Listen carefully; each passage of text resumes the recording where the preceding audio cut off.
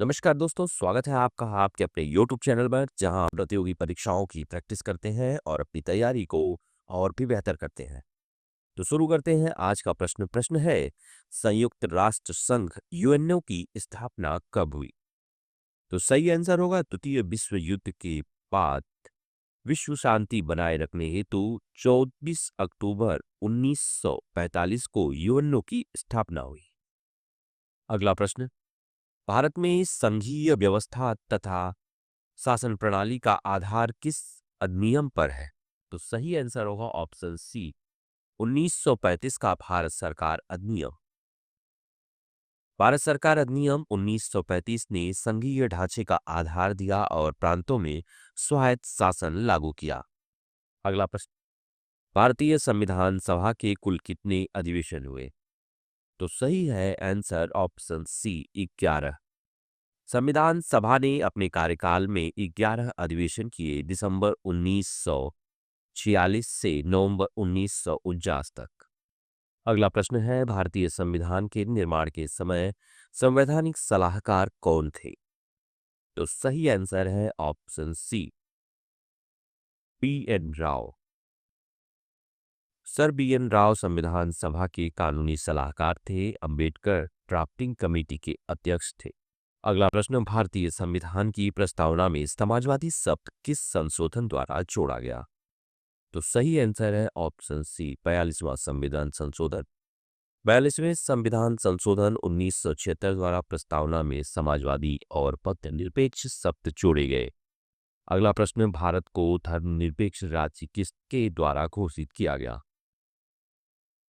तो सही आंसर है ऑप्शन डी संविधान की प्रस्तावना। प्रस्तावना में भारत को सॉवरेन सोशलिस्ट, सेकुलर, डेमोक्रेटिक और रिपब्लिक कहा गया है। अगला प्रश्न, निम्न में से कौन सा शब्द मूल प्रस्तावना में शामिल नहीं था? तो सही आंसर ऑप्शन डी अखंडता शब्द 42वें संशोधन 1976 में जोड़ा गया, मूल प्रस्तावना में नहीं था।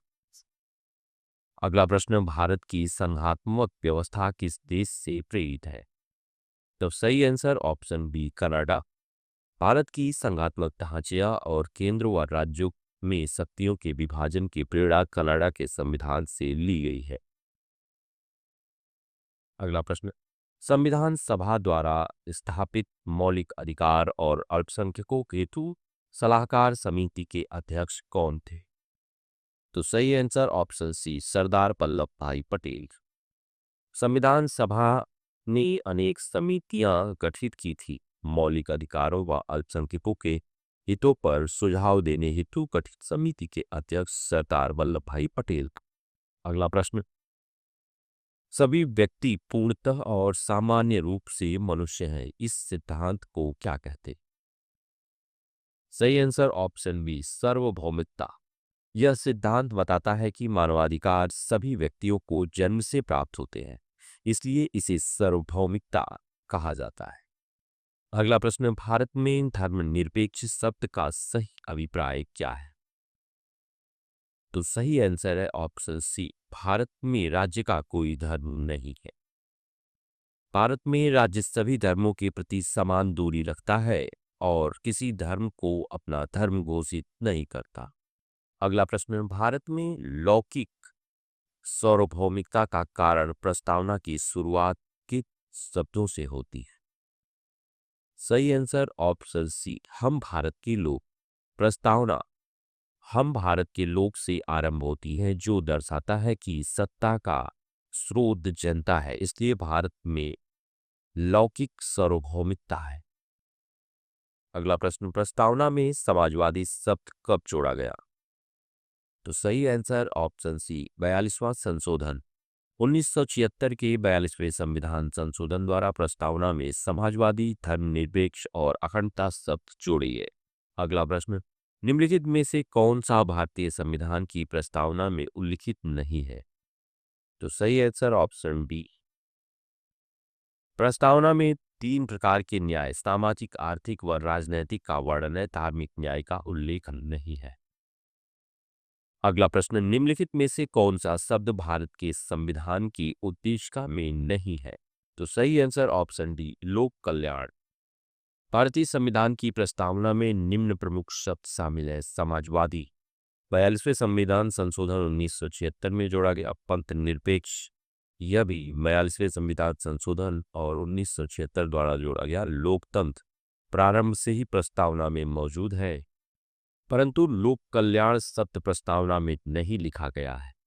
हालांकि संविधान का उद्देश्य लोक कल्याणकारी राज्य बनाना है, परंतु यह शब्द सीधे सीधे प्रस्तावना में शामिल नहीं है।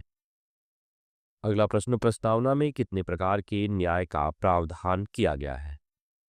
तो सही आंसर है ऑप्शन बी, 3 प्रकार के। प्रस्तावना में न्याय के 3 आयाम बताए गए: सामाजिक, आर्थिक, राजनैतिक। अगला प्रश्न, निम्नलिखित में से कौन सी भारतीय संविधान की विशेषता नहीं है? तो सही आंसर ऑप्शन बी, अध्यक्षीय राष्ट्रपति सरकार। भारत में संसदीय शासन व्यवस्था अपनाई गई है ताकि अमेरिकी शैली की। राष्ट्रपति की शक्तियां सीमित है और प्रधानमंत्री प्रतिनिधि शासन प्रणाली का प्रमुख है, इसलिए अध्यक्षीय सरकार भारतीय संविधान की विशेषता नहीं है। अगला प्रश्न, संविधान को एक पवित्र दस्तावेज किसने कहा?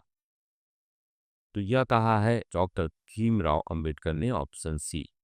अंबेडकर जी संविधान के मुख्य शिल्पकार थे। उन्होंने संविधान को एक सजीव, पवित्र और परिवर्तनशील दस्तावेज बताया जो समय और समाज के अनुसार बदल सकता है। अगला प्रश्न, संविधान की प्रस्तावना को हमारे संप्रभु प्रजातांत्रिक गणतंत्र की चरम कुंडली किसने कहा? तो यह कहा के एम मुंशी ने। Option B. K M Munshi संविधान सभा के प्रमुख सदस्य थे और उन्होंने प्रस्तावना को राष्ट्र की राजनीतिक आत्मा और जन्म प्रमाण पत्र कहा। अगला प्रश्न, किस वाद में सर्वोच्च न्यायालय ने कहा कि प्रस्तावना संविधान का अभिन्न अंग है? तो सही आंसर ऑप्शन सी, एसआर मुंबई बनाम यूनियन ऑफ इंडिया। इस ऐतिहासिक निर्णय में सुप्रीम कोर्ट ने कहा कि प्रस्तावना संविधान का हिस्सा है। इसमें एक सिद्धांत की संरचना की रक्षा करते हैं। अगला प्रश्न, भारत का राष्ट्रीय पशु कौन सा है? तो यह है ऑप्शन ई, बाघ। रॉयल बंगाल टाइगर को 1973 में प्रोजेक्ट टाइगर शुरू होने के बाद राष्ट्रीय पशु घोषित किया गया। यह शक्ति और साहस का प्रतीक है। अगला प्रश्न, संविधान सभा ने राष्ट्रीय ध्वज कब स्वीकार किया? तो सही आंसर ऑप्शन ई, 22 जुलाई 1947। 22 जुलाई 1947 को संविधान सभा ने वर्तमान तिरंगे को राष्ट्रध्वज के रूप में अपनाया, जिसमें अशोक चक्र शामिल है। अगला प्रश्न, भारत का राष्ट्रीय पक्षी कौन सा है? तो सही आंसर ऑप्शन सी, मोर। 1963 में मोर को राष्ट्रीय पक्षी घोषित किया गया। यह सुंदरता, संस्कृति और धार्मिक परंपराओं के जुड़े प्रतीकों का द्योतक है। अगला प्रश्न, राष्ट्रीय ध्वज में अशोक चक्र किसका प्रतीक है?